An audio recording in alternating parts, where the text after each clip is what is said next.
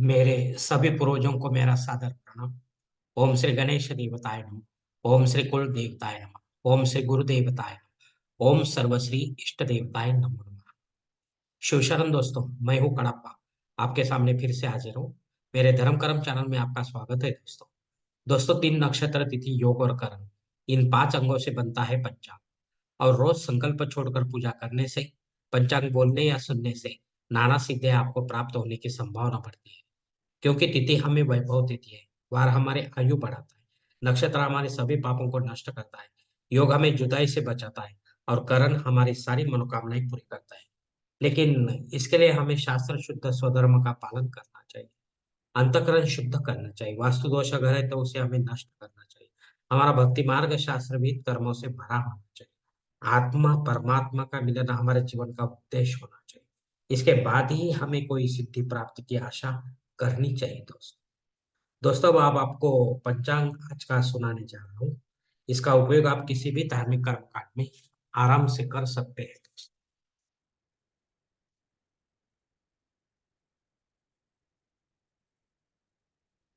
दोस्तों, आज तारीख 30 जनवरी 2024, शालिवार शक 1945, संवत्सर शोभन, अयन उत्तर, ऋतु हेमंत, चंद्रमास पौष, पक्ष कृष्ण। तिथि दोस्तों आज की जो है वो चतुर्थी तिथि है। सुबह 8:55 के बाद पंचमी तिथि शुरू होगी। वार मंगलवार है दोस्तों। नक्षत्र दोस्तों उत्तरा फाल्गुनी नक्षत्र है। रात 10:06 के बाद हस्त नक्षत्र शुरू होगा। योग दोस्तों आतिगंडे योग है। सुबह 10:43 के बाद सुकर्मा योग शुरू होगा। करण दोस्तों बालव करण है आज का। सुबह 8:55 के बाद कौलव करण शुरू होगा। और रात 10:17 के बाद तैतिल करण शुरू होगा दोस्तों। दोस्तों, प्रमुख ग्रहों की राशि स्थिति सुबह 5:30 बजे कुछ इस तरह होगी। सूरज जो है मकर राशि में होगा, चांद कन्या राशि में, गुरु मेष राशि में, और शनिदेव अपने कुंभ राशि में होंगे। बम्बई क्षेत्र में सूरज का आगमन और निगमन कुछ इस तरह होगा दोस्तों। आगमन जो है सुबह 7:15 पर होगा, और निगमन जो है शाम 6:29 पर होगा।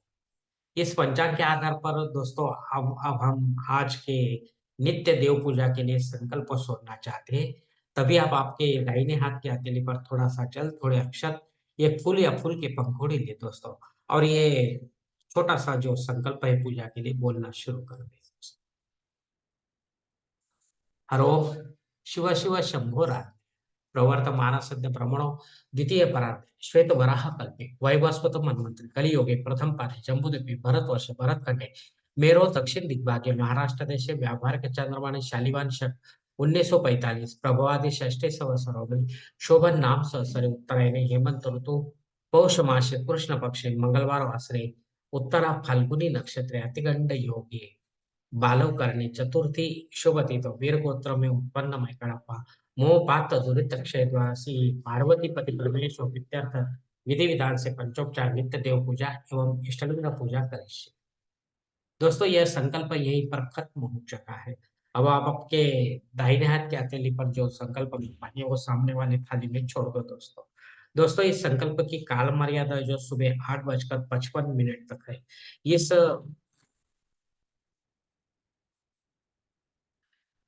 इस काल तक या इस काल के बाद, इस काल तक आप इसी संकल्प का उपयोग कर सकते हैं, लेकिन इसके बाद नहीं कर सकते। अगर करना है तो आपको ऊपर के बदले हुए पंचांग का सहारा लेकर नया संकल्प तैयार करना होगा। और उसमें आप जो नया विधि करने जा रहे हैं, धार्मिक विधि, उसका उल्लेख करना, तब जाकर आपकी सेवा संबंधित देवताओं तक पहुंचेगी और उनका आशीर्वाद आप तक पहुंचेगा दोस्तों। दोस्तों, अब मुहूर्त विभाग में देखें। इसमें धार्मिक विधि और उनके मुहूर्त काल कुछ इस प्रकार दिए गए हैं। सबसे पहले सगाई के लिए मुहूर्त दिया गया है तारीख 30 31 फरवरी, तारीख 1 और 2, 4 और 6। गोद भराई के लिए मुहूर्त दिया गया है तारीख 31। नामकरण करने के लिए मुहूर्त दिया गया है तारीख 30 31 फरवरी, तारीख 2 और 4। मुंडन करने के लिए मुहूर्त दिया गया है तारीख 31 फरवरी, तारीख 1 और 2। गृह प्रवेश करने के लिए मुहूर्त दिया गया है तारीख 31 फरवरी, तारीख 1 और 2। मुहूर्त विभाग के दूसरे भाग में देखेंगे दोस्तों। जनेऊ संस्कार के लिए इस मास में कोई मुहूर्त नहीं है। शादी ब्याह के लिए मुहूर्त दोस्तों तारीख 30 से 31 फरवरी, तारीख 1, 2, 4 और 6। वास्तु शांति करने के लिए मुहूर्त है दोस्तों तारीख 31 फरवरी, तारीख 1 और 2। भूमि पूजन तथा पाया भरण के लिए मुहूर्त है दोस्तों फरवरी तारीख 7 को। देवमूर्ति की प्राण प्रतिष्ठा अगर आप करना चाहते हो तो नहीं कर सकते, क्योंकि मुहूर्त नहीं है दोस्तों इस मास में।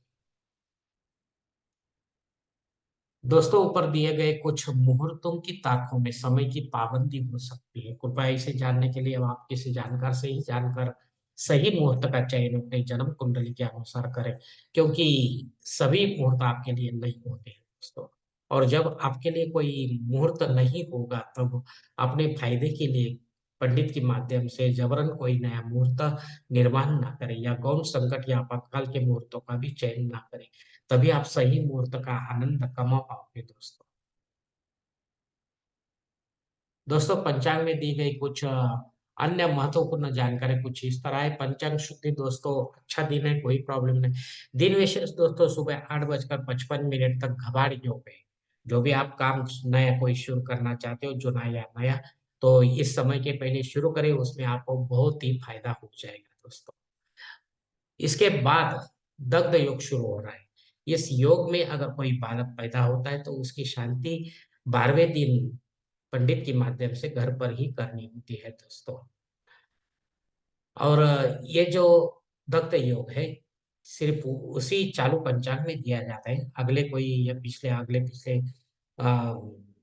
पंचांग में नहीं दिया जाता, इसलिए वो मुहूर्त निकालना पड़ता है दोस्तों।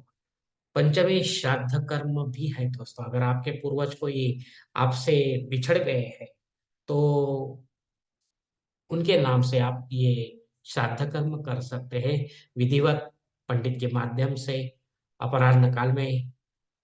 और पिंडदान युक्त ऐसा कर सकते हैं, तब जाकर आपको इसका फायदा मिलेगा। आपके पितर खुश होकर आपको आशीर्वाद देंगे दोस्तों, आपका जीवन और भी सुखी हो जाएगा। अग्नि धरती पर हाजिर है दोस्तों, इसके लिए अब आप नया या चुना कोई भी यज्ञ काम छोटा बड़ा कर्म कांड कर सकते हो। लेकिन नया जो है वो शुरू करने से पहले आगे बंद ना हो जाए कहीं, इसका भी आपको विचार करना है। अगर बंद हो गया तो आपको दोष लग सकता है दोस्तों। राहु काल दोस्तों दोपहर 3 बजे से लेकर 4:30 बजे तक है।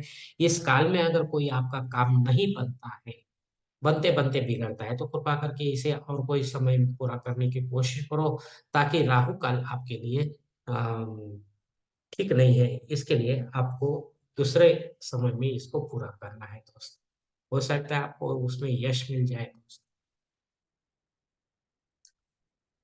दोस्तों संकल्प छोड़कर जो पूजा की जाती है वो 100% और जल्द फलदायी होती है। क्योंकि हम ही होते हैं ऐसे धार्मिक कर्मकांडों के करता धरता, हम ही होते हैं हमारे जीवन को बनाने और बिगाड़ने वाले। अगर आप मेरे विचारों से सहमत है तो कृपा करके मेरा धर्म कर्म चैनल सब्सक्राइब करो, लाइक करो, आपकी फैमिली और दोस्त परिवार के साथ शेयर करो, और कमेंट्स बॉक्स में आप अपना कमेंट्स जरूर दे दोस्तों। दोस्तों मेरा अगला वीडियो आप तक पहुंचने के लिए बेल बटन को अवश्य दबाएं। धन्यवाद दोस्तों। हमारी अगली मुलाकात होने तक आप खुश रहे, आनंद दे रहे और प्रसन्न रहे। शिव कल्याण।